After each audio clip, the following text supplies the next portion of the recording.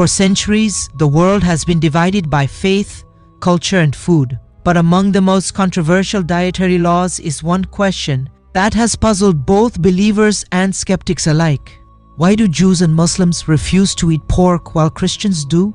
Is this just a religious rule, or is there something much deeper hidden within history, science, and even psychological manipulation?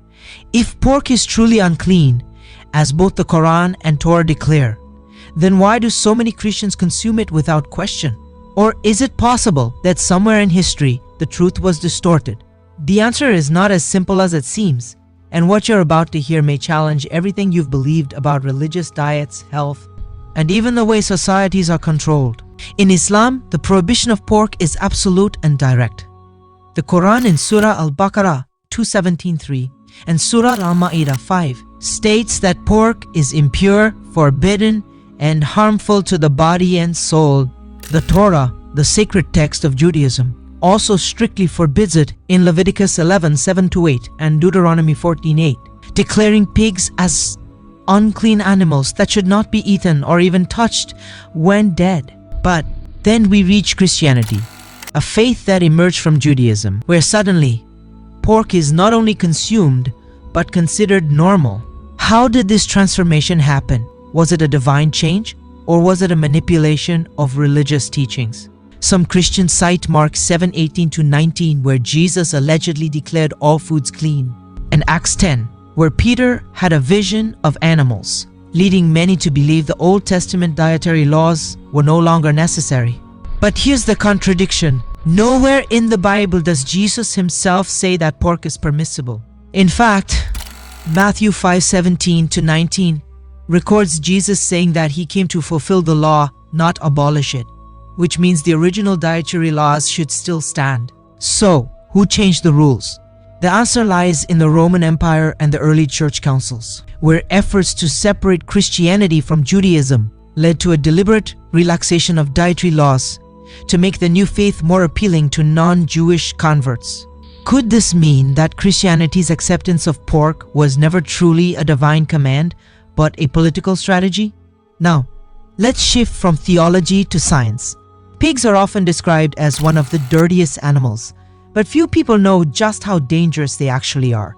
Unlike cows, goats, or sheep, pigs do not have sweat glands, meaning they cannot expel toxins from their bodies. Everything they eat, including rotting food, garbage, and even their own feces, gets absorbed into their flesh. Scientific studies have shown that pork carries high levels of parasites, including the infamous Trichinella worm, which can survive in the human body, causing severe neurological and muscular diseases. The risk is so severe that even modern health experts warn against consuming undercooked pork. If ancient religious texts declared pork unclean and modern science proves it to be dangerous, then why do so many still consume it? Could it be that the urge to eat pork is not just about taste, but about psychological conditioning? Throughout history, pork consumption has been used as a tool of religious and cultural domination. The Romans, who ruled over Jewish territories, would deliberately sacrifice pigs in Jewish temples as an act of defiance and humiliation. During the Spanish Inquisition, Muslims and Jews were forced to eat pork to prove their conversion to Christianity, or they would be executed. Even today, in some parts of China, Muslims are pressured to consume pork as a sign of national loyalty. The pattern is clear. Whenever religious groups are targeted, their dietary restrictions are attacked first. But why? The answer lies in control. Studies in psychology show that when a person's religious or moral boundaries are broken, they become more vulnerable to accepting other changes. If a society can be convinced to abandon something as fundamental as a dietary law, they can be conditioned to abandon other values too.